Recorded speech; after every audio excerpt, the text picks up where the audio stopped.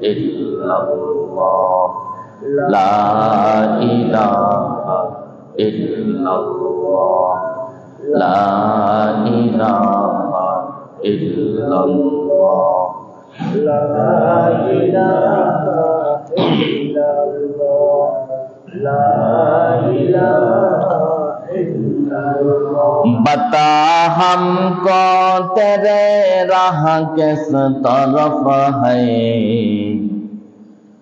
बता हमको तेरे राह किस तरफ है चला हमको तेरे राह पर खुदाया ला इलाहा इल्लल्लाह ला इलाहा इल्लल्लाह ला इलाहा इल्लल्लाह ला इलाहा इल्लल्लाह ला इलाहा इल्लल्लाह ला इलाहा इल्लल्लाह ला इलाहा बुजुर्गी की नहीं हमको जरूरत बुजुर्गी की नहीं हमको जरूरत गुलाम अपना बना हमको खुदाया ला इलाहा इल्लल्लाह ला इलाहा इल्लल्लाह ला इलाहा इल्लल्लाह ला इलाहा इल्लल्लाह ला इलाहा इल्लल्लाह बुजुर्गी नफ्स की ख्वाहिश है अफसूस बुजुर्गी नफ्स की ख्वाहिश है अफसूस तकब्बर से बचा हमको खुदाया ला इलाहा इल्लल्लाह ला इलाहा इल्लल्लाह ला इलाहा इल्लल्लाह ला इलाहा इल्लल्लाह ला इलाहा इल्लल्लाह ला इलाहा इल्लल्लाह ला इलाहा इल्लल्लाह ला इलाहा इल्लल्लाह ला इलाहा इल्लल्लाह मुहम्मदुर रसूलुल्लाह सल्लल्लाहु अलैहि व आलिहि वसल्लम আলহামদুলিল্লাহ আল্লাহ পাক রব্বুল আলামিনের দরবারে শুকরিয়া আদায় করে যে মহান আল্লাহ পাক রব্বুল আলামিন আমাদেরকে রমজানুল মুবারক একেবারে সন্নিকটের জুমা আল্লাহ তাআলা আমাদেরকে আল্লাহর ঘরে আসার ও বসার দু চারটা কথা বলা শোনার তৌফিক দান করেছেন এর সাথে সাথে আল্লাহর হুকুম পালন করার তৌফিক দান করেছেন এই জন্য আমরা মহান রব্বুল আলামিনের দরবারে কালিমাতুশ শুকর আদায় করি আলহামদুলিল্লাহ আমি আজকে আপনাদের খেদমতে যে বিষয় আলোচনা করব সেটা হচ্ছে রমজানুল মুবারকের ফজিলত সম্পর্কে রোজা আমাদের উপর কি ফরজ এই রমজানুল মুবারকের ফজিলত সম্পর্কে ইনশাআল্লাহ আলোচনা হবে আল্লাহ পাক রব্বুল আলামিন এই যে আমরা রোজা শব্দটা বলি এটা হচ্ছে ফার্সি একটা শব্দ রোজা আর আরবি হলো সৌম আরবিতে সৌম বলা হয় সৌম সৌমুন মানে হলো কি রোজা আর রোজা এটি একটা ফার্সি শব্দ আচ্ছা, এর আবিধানিক অর্থ হলো বিরত থাকা, উপবাস থাকা, আত্মসংযম করা, কঠোর সাধনা করা, অবিরাম চেষ্টা করা ইত্যাদি।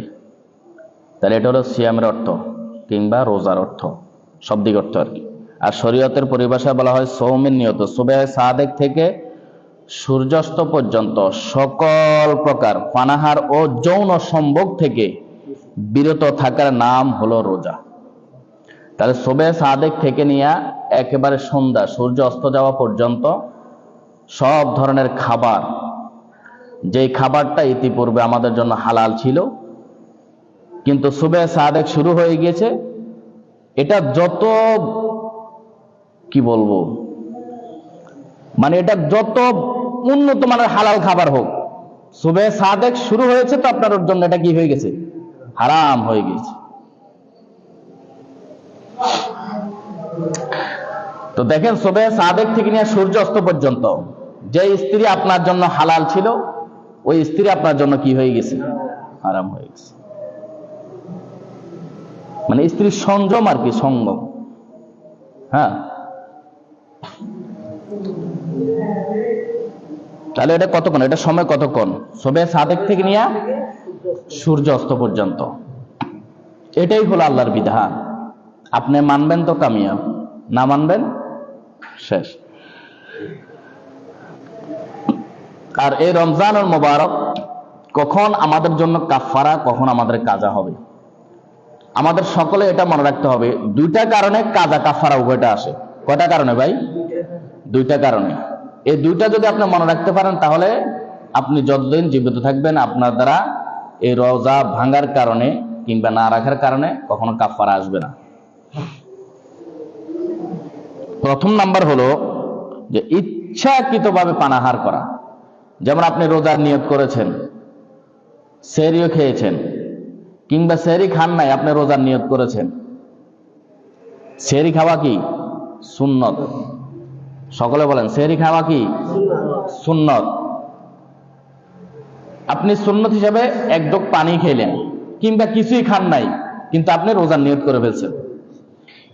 ইতিমধ্যে দিনের বেলায় আপনি কোনো কারণ ছাড়া, কোনো কারণ নাই, শরীয়তের এখানে কোনো কি নাই, কারণ নাই, মানে আপনি যে এটা ভাঙতেছেন এর কোনো কারণ নাই, এই কারণ ছাড়া আপনি রোজাটা ভেঙে ফেললেন ইচ্ছাকৃতভাবে। অনিচ্ছা হলে সেটা ভিন্ন কথা। আমরা অনেক সময় ভুলবশত পানি খেয়ে ফেলি বা খাবার আহার করে ফেলি, সেটা ভিন্ন হিসাব, সেটার মাসালা আলাদা। কিন্তু আপনি যদি ইচ্ছাকৃতভাবে খেয়ে ফেলেন, রোজা ভাঙেন, স্বেচ্ছায় আপনার স্বজ্ঞান, আপনি খেয়াল আছে যে আমি রোজা রয়েছি, নিয়ত করেছি, এই ইচ্ছাকৃতভাবে আপনি ভাঙার কারণে আপনার ওই রোজার কাজাও আসবে, কাফারাও আসবে।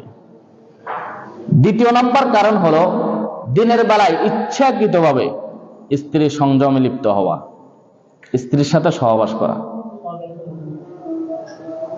বুঝতে পেরেছেন? এই দুইটা কারণে আপনার উপর কাফারা আসবে, কাজাও আসবে, কাফারাও আসবে। তার প্রথম নাম আমরা পেলাম দিনের বেলা ইচ্ছাকৃতভাবে রোজা ভাঙা, মানে আপনারা খাবার আহার করছেন। হ্যাঁ। দ্বিতীয় নাম্বার হলো স্ত্রী সংযম করা। যদি ভুলবশত হয় সেটা ভিন্ন কথা। ভুলবশত হলে কাজা আসবে, কাফারা আসবে। কাফারা কি? কাফারা হলো 30 + 30 মোট 60টা রোজা। একটা রোজা ভাঙার কারণে 60টা রোজা আপনাকে লাগাতার রাখতে হবে। এর মধ্যে যদি একদিন গ্যাপ পড়ে যায় আবার শুরু থেকে। ওই যে একটা ঘটনা আছে না, আমাদের আঞ্চলিক একটা ভাষা আছে, গাছের বোধ কোথায় নেওয়া, কাঁধে নেওয়া। বুঝছেন নি কথা? আল্লাহ তাআলা ফরজ করে দিয়েছেন। আপনি একটা হচ্ছে আপনি শুরু থেকে রাখেন নাই, সেটার ভিন্ন মাসালা। আপনি নিয়তে করেন নাই, রাখেন নাই, সেটার জন্য আপনি আল্লাহর কাছে জবাবদিহিতা করতে হবে, শাস্তি ভোগ করবেন, ফরজ তরক করা। আরেকটা হচ্ছে আপনার রাখছেন, ভেঙে ফেলছেন। কথা বুঝতেছেন নি? যেমন এই কোরবানি ঈদের মাসালা হলো কি, যার উপর ওয়াজিব নাই কোরবানি করা, সে শরীকদের সাথে গেল কিংবা নিজে কি কোরবানি দেওয়ার নিয়ত করছে, পশু কিনছে, এমন তো অবস্থা পশু কি হয়ে গেছে, চুরি হয়ে গেছে বা মারা গেছে, কিন্তু তার উপর ওয়াজিব এটা অটুট রয়ে গেছে, সে আরেকটা কিনে কি করতে হবে, কোরবানি দিতে হবে। কেন? তার উপর ওয়াজিব ছিল না। সেটা ওই যে গাছের বোধ কাঁধে নেওয়ার মতো, বুঝছেন নি কথা। আর যার উপর ওয়াজিব ছিল সে যদি চুরি হয়ে যায়, তার উপর তখন ধর্তব্য নাই, যদি তার সামর্থ্য থাকে সে আরেকটা কিনে দিতে পারবে। হ্যাঁ, আবার এমনও বলছে যে চুরি হওয়া যেটা গেছে, ওই যে যার উপর ওয়াজিব হয় নাই, সে চুরি হওয়া মাল পাইছে, আবার আরেকটা যে কিনছে এই উভয়টা দিতে হবে। দেখেন কত কঠোরতার মধ্যে গেছে মাসালা। হ্যাঁ, এই হলো অবস্থা। তো দেখেন, রোজা ফরজ আল্লাহ তাআলা করে দিয়েছে, কিন্তু আপনি রাখলেন কোনো কারণ ছাড়া, আপনি ভেঙে ফেললেন, এর জন্য আপনাকে কাজা কাফারা উভয়টা লাগবে। কাজাও আসবে, কাফারাও আসবে। দিনের বেলা ইচ্ছাকৃতভাবে স্ত্রী সঙ্গম করছেন, তাও কি কাজা কাফারা আসবে।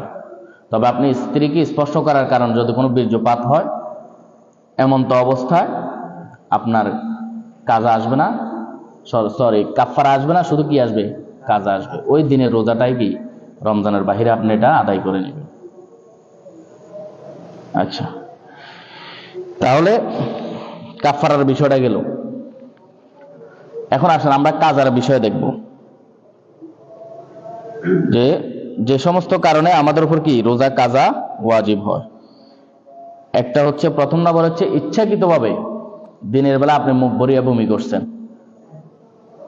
রমজানুল মোবারকে দিনের বেলা কি করছে, মুখ ভরিয়া বমি করছে। যেমন কেউ হাত দিয়ে বমি করে ফেলছে, হ্যাঁ, কিংবা এমন জায়গায় গেছে যেখানে সে জানে যে ওখানে গেলে তার বমি হবে, কিন্তু সে ইচ্ছাকৃতভাবে ওখানে গেছে। সে জানে যে আমি এখানে গেলে আমার বমি হবে, তারপরে সে ইচ্ছাকৃতভাবে গেছে, ওখানে যায় কি বমি হয়েছে। এই কারণে ওই দিন রোজাটা তার ভাঙে যাবে, সে রমজানের বাহিরে কি করে নেবে, একটা কাজা আদায় করে নেবে, এটা ওয়াজিব। দ্বিতীয় নাম্বার হলো বিড়ি সিগারেট বা যে কোনো ধূমপান কিংবা ইনহেলার ব্যবহার করার দ্বারা। তাহলে বিড়ি সিগারেট, হ্যাঁ, যে কোনো ধূমপান এগুলা করার দ্বারা আপনি কি যাবে, ওই দিনের রোজাটা ভেঙে যাবে। তার মানে এই না ওই দিন ভেঙে গেছে আপনি আচ্ছা তরফে পেট ভরে খাবেন না, এটা করা যাবে না। ওই দিন উপাস থাকতে হবে, ওই দিন উপাসে থাকতে হবে। কথা বুঝতেছেন নি? অনেকে বলতে পারেন রোজা ভেঙে গেছে, এখন আচ্ছা তরফে খাইনি, রমজানের বাইরে এটা আদা করে নেব, তাহলে তো আপনার রোজায় ভেঙে ফেললেন। কথা বুঝতেছেন? আচ্ছা, তৃতীয় নাম্বার হলো অখাদ্য খাওয়া, যেমন লোহা, পাথর, কয়লা, কাগজ, মাটি ইত্যাদি। হ্যাঁ, আপনি রোজা রইলেন, যেগুলো খাবার উপযুক্ত না, আপনি মনে করলেন যে না আমি এগুলো খাই, গাছের পাতা খেলেন, পাথর খেলেন কিংবা মাটি, এগুলো খেয়ে ফেললেন, এমন তো অবস্থা ওই দিনের রোজা ভেঙে যাবে। রমজানের বাহিরে আপনি কি করতে হবে, আরেকটা রোজা কাজা আদায় করে নিতে হবে। তাহলে ওই দিনে আর রোজাটা আপনি কি করতে পারবেন না, আপনি আবার যে আমার রোজাটা ভেঙে গেছে আমি কিছু খেয়ে নি, এটা করা যাবে না। ওই দিন উপাসে থাকতে হবে, এইভাবে যেভাবে আছেন এইভাবে থাকতে হবে, কিছু খাবার যাবে না। আমরা ছোটবেলায় করছি, আল্লাহ আমাদেরকে ক্ষমা করুক, কারণ ওই সময় মাসালা জানি নেই, এখন মনে হইতেছে, বুঝছেন। মনে করছি যে ওই আপনার খেলতে যায় ফাও কাটে গেছে, মনে করছি রোজা ভাঙে গেছে, হালকা হয়ে গেছে, তো যেহেতু ভাঙে গেছে আর ফ্রিজের মধ্যে আসে কি প্রচন্ড গরমও পড়তেছে, ঠান্ডা ঠান্ডা খাইছি, এই শেষ। যখন মাসালা পড়ছে তখন তো চিন্তা পড়ে গেছে। যাক, আল্লাহ ক্ষমা করবে ইনশাআল্লাহ। আচ্ছা, 4 নাম্বার হলো যে কোনো নারীকে স্পর্শ করার দ্বারা বীর্যপাত হওয়া। আপনি কোনো নারীকে কি করছেন, স্পর্শ করছেন, করার কারণে আপনার শরীরে উত্তেজনা চলে আসছে, এমন তো অবস্থায় কি আপনার বীর্য বের হয়ে গেছে। এই অবস্থায় আপনার ওই দিন এভাবে উপাস থাকতে হবে। রমজানের বাইরে কি ওই দিন রোজাটা আপনি নিয়ত করে রেখে দিতে হবে। 5 নাম্বার হলো কুলি করার সময় অনিচ্ছাবশত পানি পান করা। আপনি রমজানে কুলি করতে গেছেন, উজুরের মাধ্যমে হোক, যে কোনো কারণেই হোক, কুলি করতে গেছেন, গড়গড়া এমন ভাবে করছেন যে কি ভিতরে পানি চলে গেছে, ওই দিনের রোজাটাও কি আপনাকে রমজানের বাহিরে ওয়াজিব, এটা আদায় করে নিতে হবে। ওই দিন রোজাটা ভেঙে গেছে, কিন্তু ওই দিন উপাসে থাকতে হবে। আচ্ছা, 6 নাম্বার হলো নাকে বা কানে ওষুধ দেয়া। দেখেন আমাদের কানে ওষুধ দিলে কিন্তু মুখে চলে আসে, চোখে ওষুধ দিলে কোথায়, মুখে চলে, এর তিতকুটিতে কিন্তু মুখে চলে আসে। ছোটবেলায় যখন আমাদের চোখ লইতো তখন আমরা ওষুধ দিলে কি এটা অনুভব, কিন্তু আল্লাহ মাফ করুক ওই সময় পর থেকে এখনো পর্যন্ত হয়নি। আল্লাহ হেফাজত করুক, হেফাজতের মালিক আল্লাহ, জানি না সামনে কি অবস্থা হয়। তো চোখের মধ্যে ড্রপ দিলে কি এটা তিতকুটিটা আমরা গলার মধ্যে অনুভব করতে পারতাম।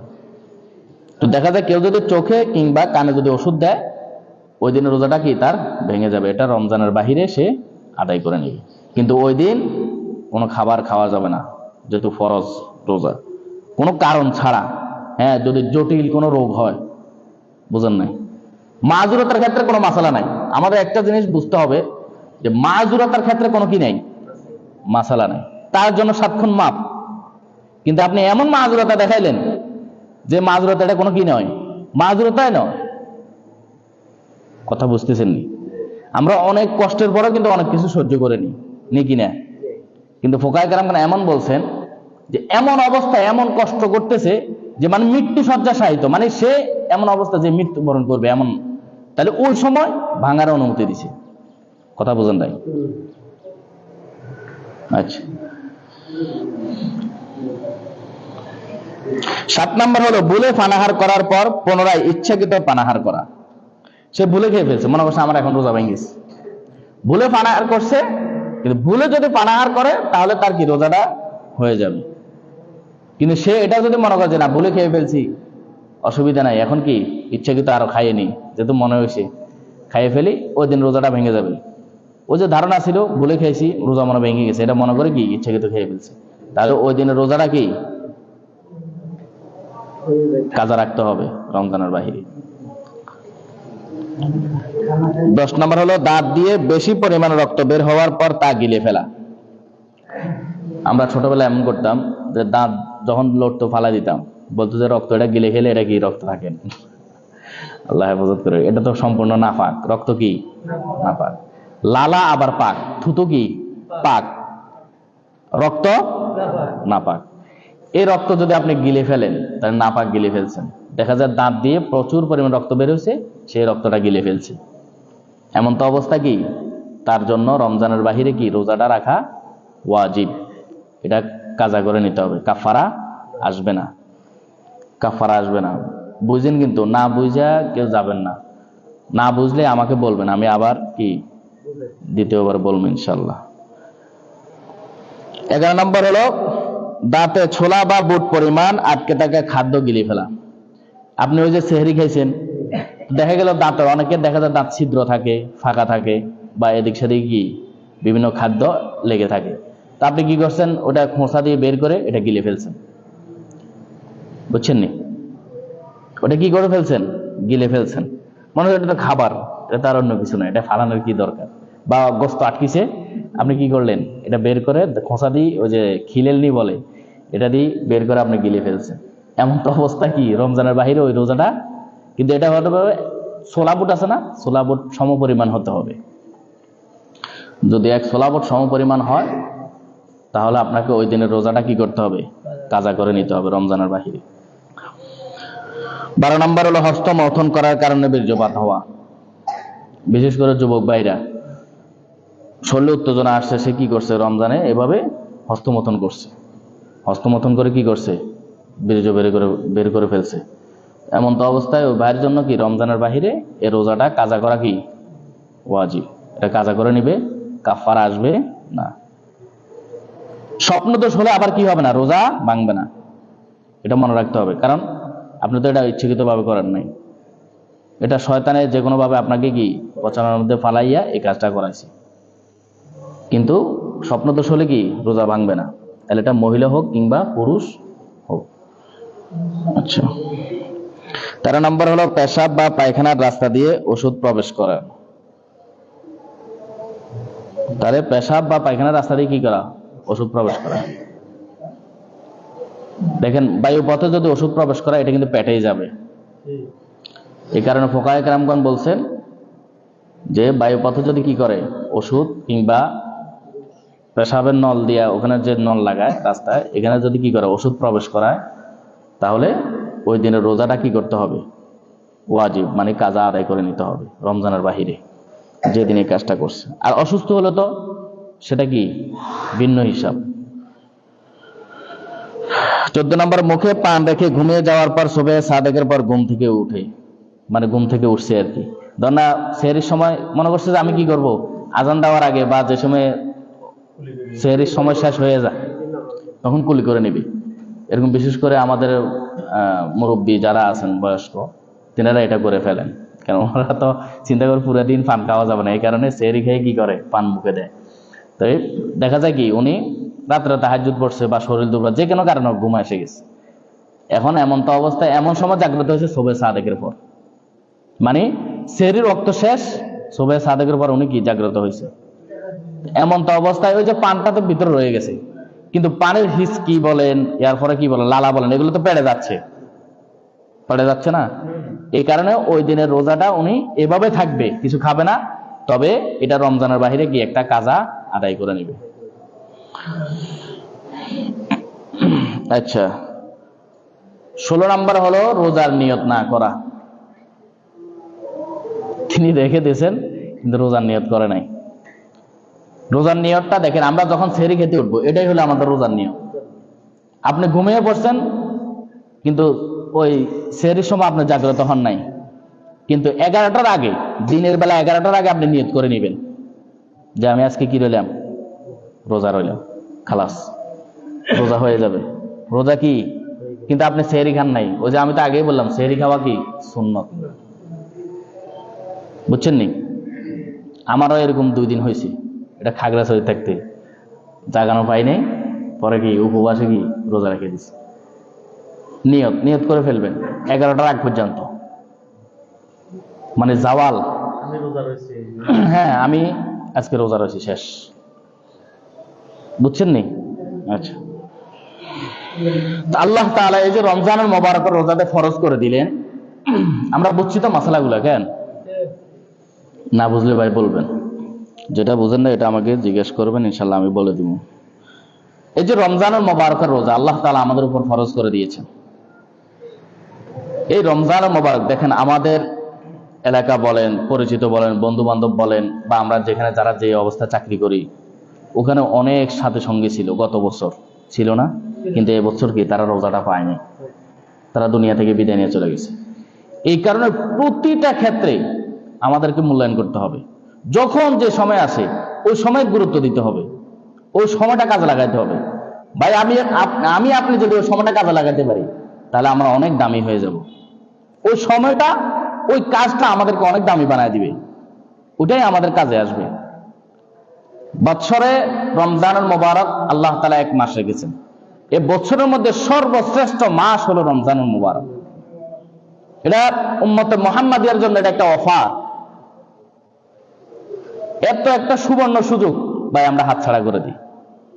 এটা চিন্তা করেন না যে আমি আগামী বছর হায়াত পাবো, তারপরে যে সুস্থভাবে যে আমি রাখতে পারবো, এটারও তো কোনো গ্যারান্টি নেই। এমনও তো হতে পারে আপনি হায়াত পাইছেন কিন্তু অসুস্থ হয়ে গেছেন, তখন তো আফসোস করা ছাড়া আর কিছুই থাকবে না। তখন ওই আফসোসে আমার আপনার কোনো কাজে আসবে না, আসবে? এই কারণে আফসোস করার আগে কি আমাদের সময় কাজে লাগাতে হবে। এই কারণে আল্লাহ তাআলা সূরা বাকারার 183 নম্বর আয়াতে বলেন যে বান্দা আমি তোমাদের উপর রমজানুল মুবারকের রোজা ফরজ করেছি। শুধু এমনটা নয় যে তোমাদের পূর্ববর্তী যারা এসেছে যত নবী রাসূল আমি প্রেরণ করেছি,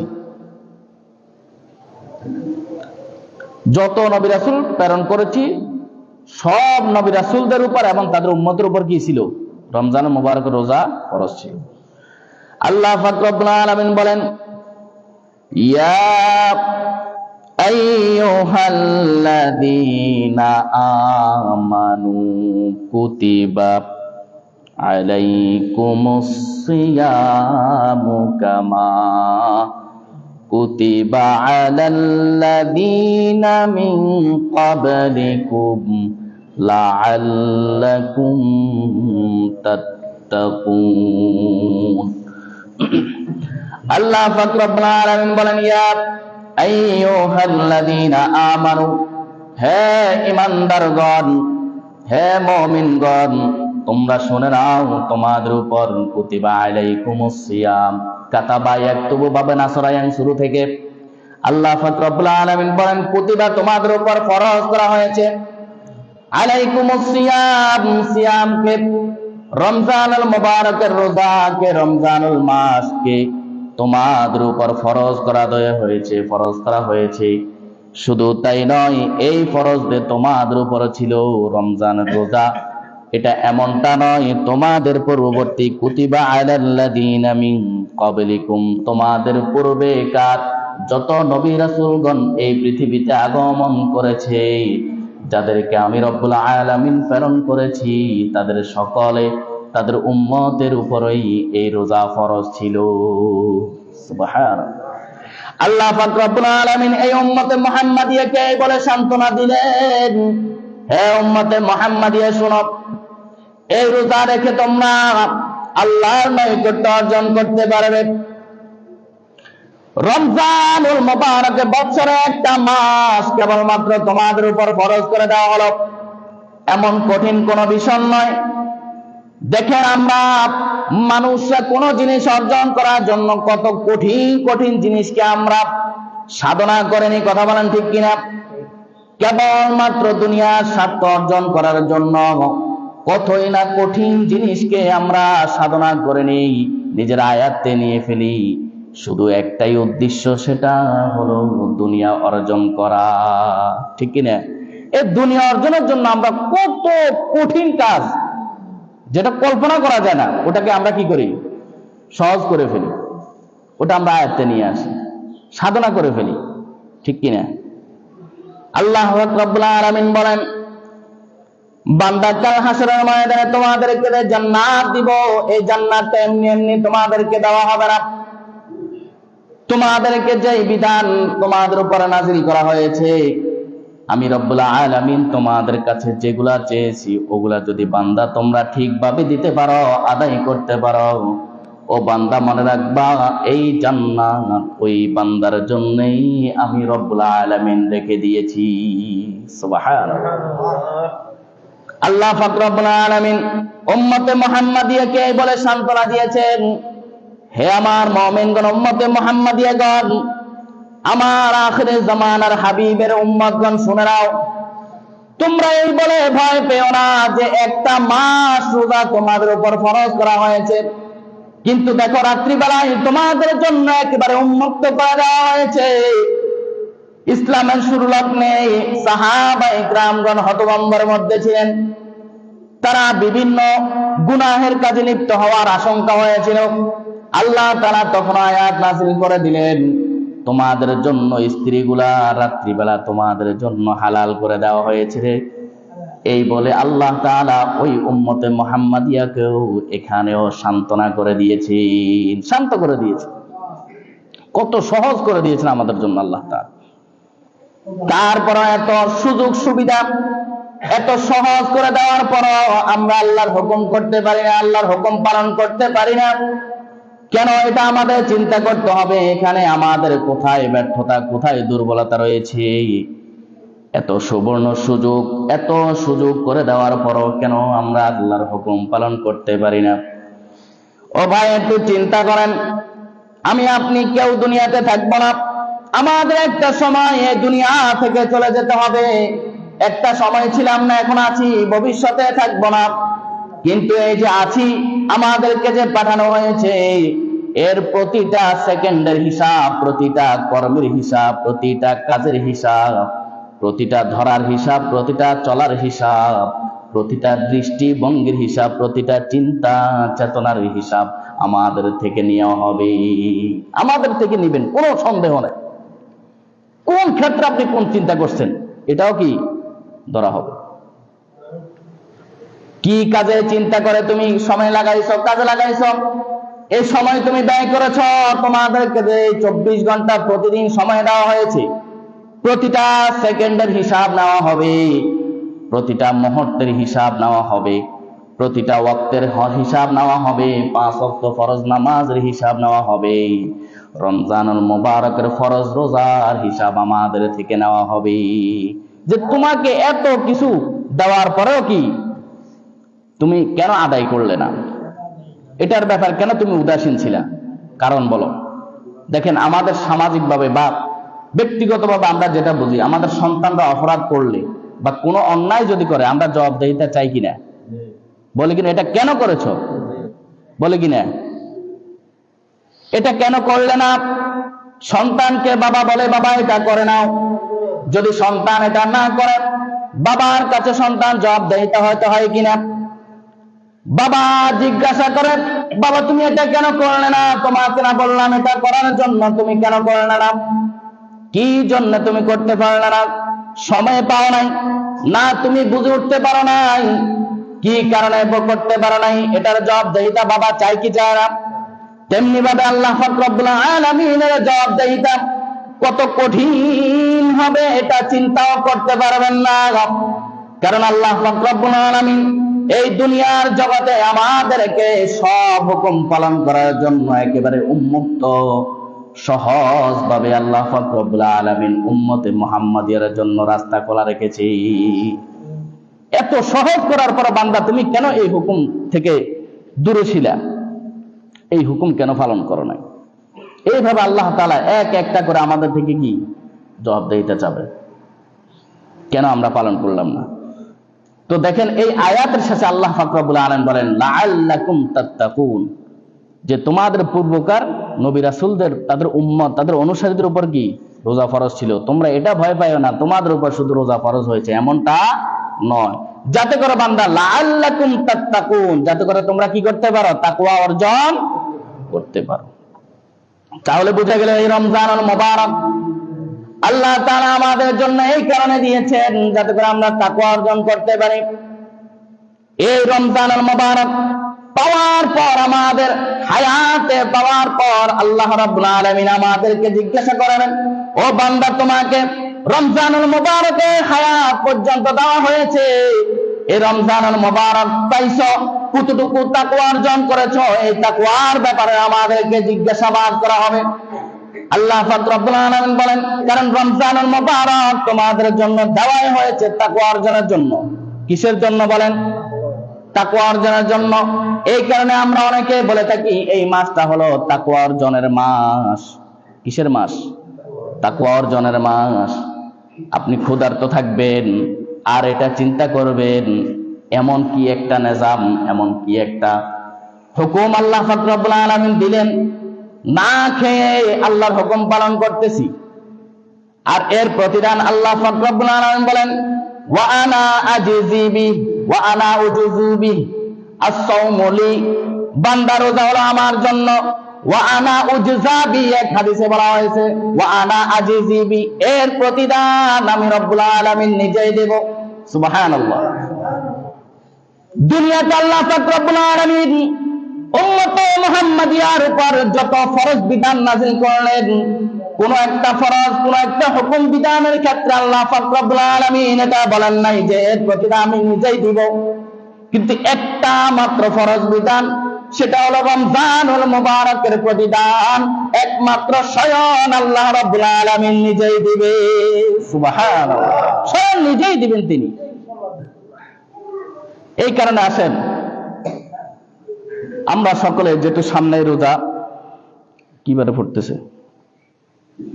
বৃহস্পতিবারে। জ্ঞান এই যে বৃহস্পতিবারে পড়তেছে, আমরা সকলে ভাই পাক্কা নিয়ত করি এই রোজাটা আমাদের জন্য কতটা উপকারক।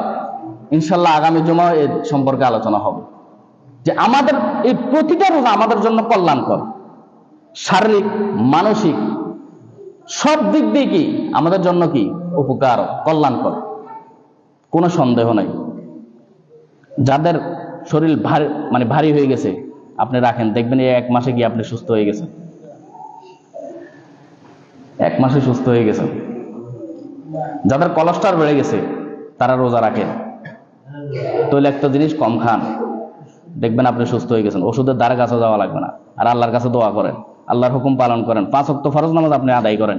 এটাই হলো একটা ব্যায়াম। এটা কি ডাক্তারের কাছে যাবেন, এমবিবিএস ডাক্তার আপনাকে কি ওয়ার্জেস ব্যায়াম করার জন্য কি বিভিন্ন পদ্ধতি বাতায় দেয়, এমনি এমনি ব্যায়াম করবেন, সকালে উঠে দৌড়বেন, এই করবেন সেই করবেন। আরে ভাই আপনি দৈনন্দিন 5 ওয়াক্ত ফরজ নামাজ পড়েন, নফল ইবাদত গুলা করেন, আর ব্যায়ামের প্রয়োজন নাই। বুঝেন নাই মনে হয়? আল্লাহ পাক রব্বুল আলামিন আমাদেরকে বুঝার এবং আমল করার তৌফিক দান করেন। ওয়া আখিরু দাওয়ানা আলহামদুলিল্লাহ।